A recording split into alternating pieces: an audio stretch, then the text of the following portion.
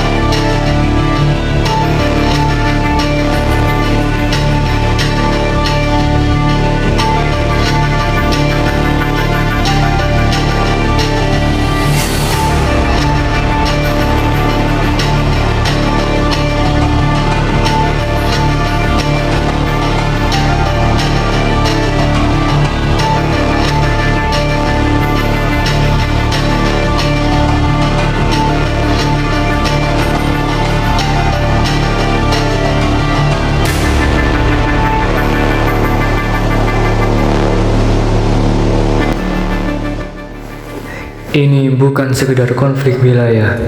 Ini adalah ujian terbesar bagi narasi kemanusiaan di abad ini, di mana letak HAM saat kelaparan dijadikan senjata perang.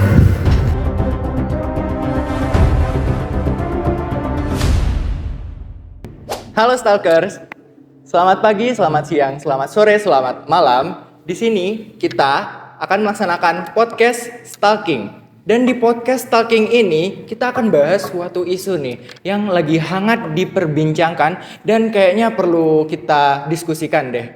Tapi di diskusi kali ini saya bakal ditemenin sama beberapa teman saya, antara lain Perkenalkan, nama saya Zulfian Farid dari Fakultas Ekonomi dan Bisnis jurusan Manajemen. Baik, saya Muhammad Rasya Farid Zaki, bisa dipanggil Rasya. Saya dari Fakultas Ekonomi Bisnis dari S1 Manajemen. Selanjutnya saya Habibatur Ramarinda Wulandari, saya dari FKIP. Dan saya Meldatul Holisa, bisa dipanggil Imelda dari FKIP. dan saya sendiri Figar Ahmad Dainuri dari jurusan Manajemen Fakultas Ekonomi dan Bisnis.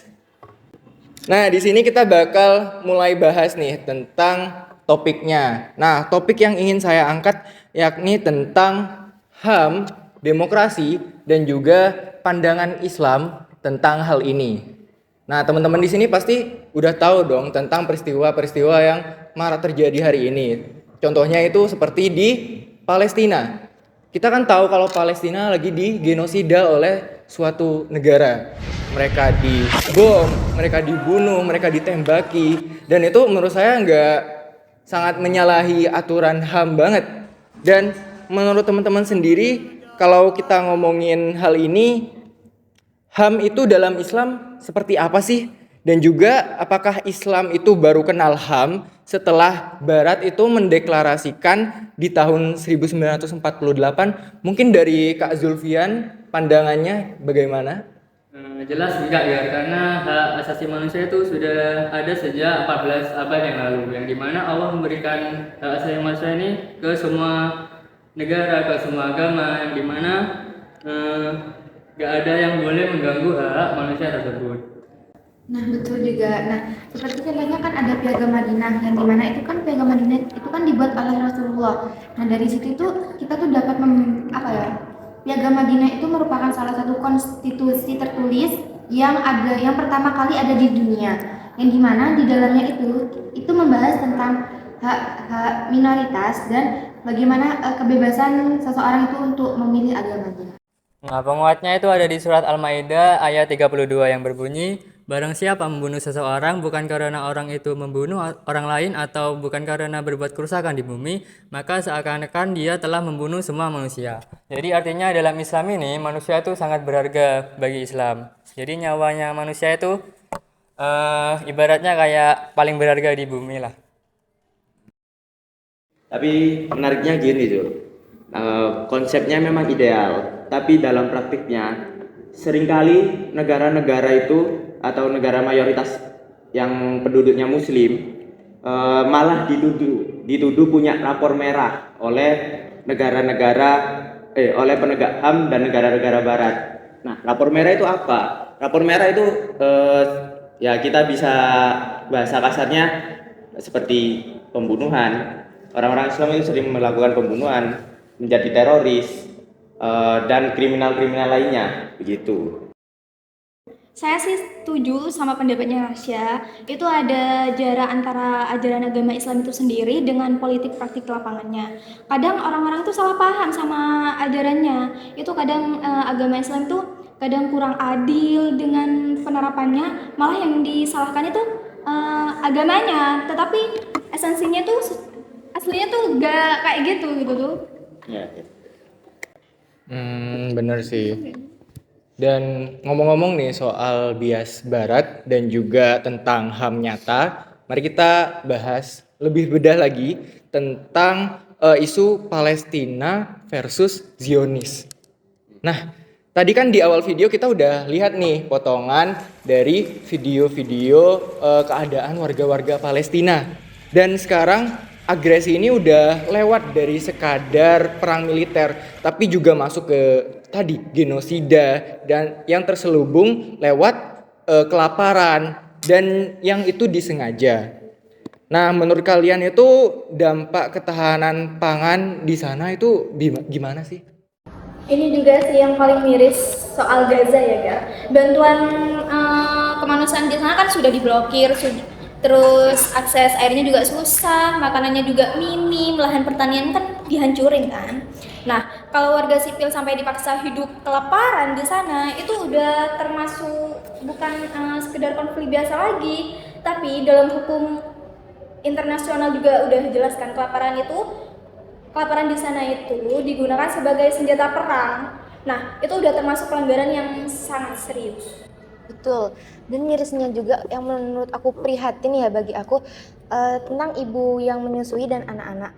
Kenapa aku bilang seperti itu? Oke, mereka semua merasakan kelaparan dari laki-laki maupun perempuan. Tetapi ibu menyusui dan anak-anak itu kan yang butuh asupan lebih banyak. Ibu menyusui butuh asupan yang lebih banyak, anak-anak membutuhkan gizi yang pas. Mereka di sana aja tuh mendapatkan makanan itu udah kayak alhamdulillah banget gitu kan. Dan mana sih suara aktivis HAM dunia yang biasanya tuh suaranya vokal. Kenapa kalau menghadapi Zionis mereka itu standarnya menjadi ganda seperti itu? Begitu. Saya coba pakai penilaian objektif ya. Di satu sisi dunia internasional terutama lewat PBB bukannya diam. Mereka sering keluarin resolusi. Nah, seperti apa resolusi itu? Kita bisa lihat PBB melakukan sidang untuk mendamaikan Zionis dan Israel. Yang terutama Indonesia juga melakukan komunikasi juga kan di rapat tersebut seperti walkout ketika Israel wawancara proaktif pidato dan mungkin Prabowo presiden kita itu pidato tentang bagaimana cara mendamaikannya dan sekutu-sekutu lainnya yang mendukung Palestina itu mereka juga proaktif. Namun masalahnya di struktur hukumnya.